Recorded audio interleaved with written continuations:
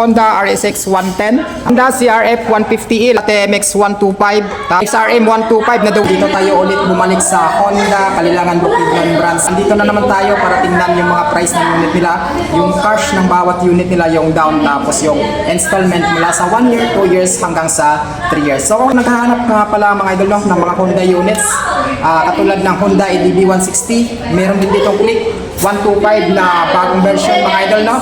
So ito talaga yung scooters na pinakamabintang scooters pagdating sa 125cc. Mahilig ka naman doon sa mga off-road na available din dito yung CRF 150L. Tingnan natin ngayon.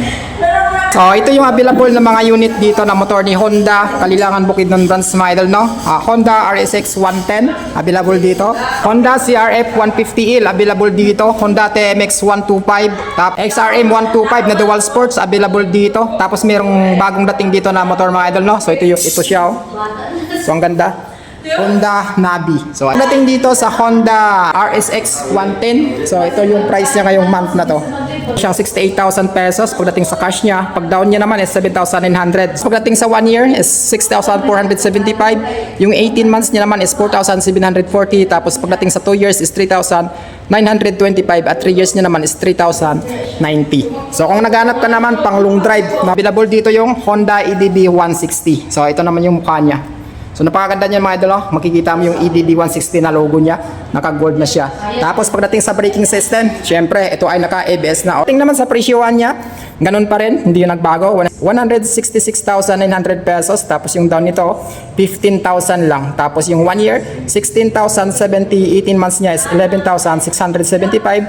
At pagdating naman sa 2 years is 9,615. At 3 years niya is 7,510. So available dito yung kulay white mga idol, no? Kung naghanap ka ng Honda EDB 160. Pagdating naman sa Click 125 nila, no mga idol, so ito naman siya, napakabago ng color combination niya ngayon na bagong dating dito. So combination siya ng glossy black, meron siyang red, tapos white na yung pangalan niya na Click mga idol, no? So ito ay maganda pang long drive talaga kasi nga ito ay naka liquid cold system na. So meron lamang siyang price ngayong month na to. So ito yung presyuhan niya mga idol, no? 84,000 pesos pagdating sa niya, sa cash. Pagdating naman sa down payment, 6,900 lang yung ilalabas mo dito. So 1 year 8,135, ang 2 years niya 4,910, at pagdating sa 3 years niya is 3,855, no. Meron din dito Honda Navi mga idol. So ito yung mukha niya, ito yung gilid niya. So pwede ito sa on-road, off-road mga idol, no? Or dual sports din ang motor na to. Pwede mong i-highway, pwede mo ring idaan sa rough road. So ito siya. So magkakaroon tayo ng walk around review nito baka next day na mga idol, no? Kapag hindi na tayo busy. Kasi meron siyang updated price ngayong month na to. So ito yung price ni Honda Navi.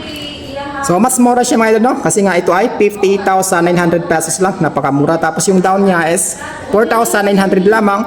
Yung 18 months niya is 4,295. Tapos yung 2 years is 3,560. At 3 years niya naman is 2,810. Pagdating sa 1 year niya pala mga idol, no? So yung babayaran mo lang dito is 5,860. So pagdating naman sa dual sports nila mga idol, no? Na XRM 125, available dito yung dalawa, Idol Extreme tapos dual sports. So magkaiba yan sila mga idol, no? Pagdating sa pangalan.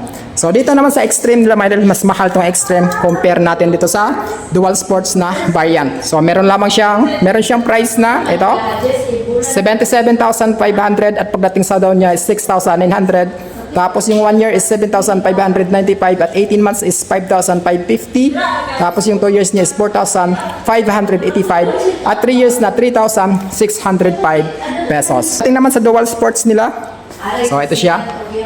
So ano nga ba yung kaibahan ng Extreme mga idol saka sa dual sports? So malalaman natin yan sa braking system niya.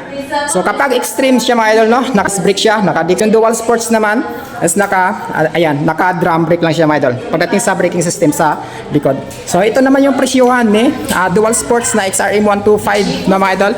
Meron lamang siyang 74,200 pesos. So mas mura itong dual sports kumpara dito sa Extreme na dual sports mga idol, no. So meron lamang siyang down na 6,900. So same lang sila ng down payment.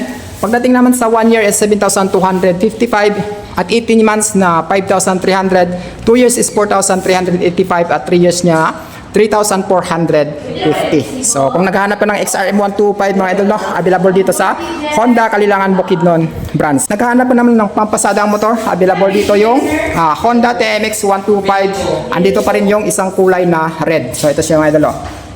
So goods na goods ito pagdating sa pampasada. Pwede mong kabitan ng sidecar to. Napakatipid din ito pagdating sa gas consumption na nagkukonsumo around 62 km per liter. So ito naman yung price niya, 56,800 pesos yung cash niya. Pagdating sa down is 6,900 at 1 year niya is 5,480. 18 months na 4,015.